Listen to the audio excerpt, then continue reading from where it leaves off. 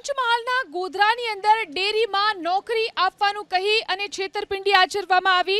ગોધરામાંથી દીપિકા રાઠોડ અને નિશાંક પાઠક નામના બંને આરોપીઓએ સચિન પટેલ નામના યુવકને પંચામૃત ડેરીમાં નોકરી આપવાની લાલચ આપી હતી અને બદલામાં 10 લાખ રૂપિયાની માંગ કરી। ફરિયાદી સચિન પાસેથી એડવાન્સમાં 50,000 રૂપિયા અને જરૂરી દસ્તાવેજો પણ લીધા।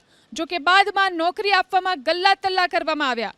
પોતાની સાથે છેતરપિંડી થઈ હોવાનું ભાન થતા ફરિયાદીએ પોલીસ મથક પર આ અંગે ફરિયાદ નોંધાવી।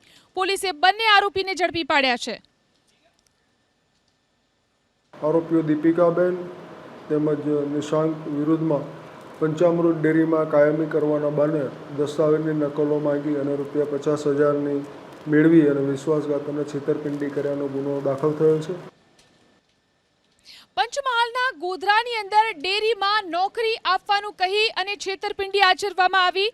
ગોધરામાંથી દીપિકા રાઠોડ અને નિશાંક પાઠક નામના બંને આરોપીઓએ સચિન પટેલ નામના યુવકને પંચામૃત ડેરીમાં નોકરી આપવાની લાલચ આપી હતી અને બદલામાં 10 લાખ રૂપિયાની માંગ કરી। ફરિયાદી સચિન પાસેથી એડવાન્સમાં 50,000 રૂપિયા અને જરૂરી દસ્તાવેજો પણ લીધા। જો કે બાદમાં નોકરી આપવામાં ગલ્લા તલ્લા કરવામાં આવ્યા। પોતાની સાથે છેતરપિંડી થઈ હોવાનું ભાન થતા ફરિયાદીએ પોલીસ મથક પર આ અંગે ફરિયાદ નોંધાવી। પોલીસે બંને આરોપીને ઝડપી પાડ્યા છે।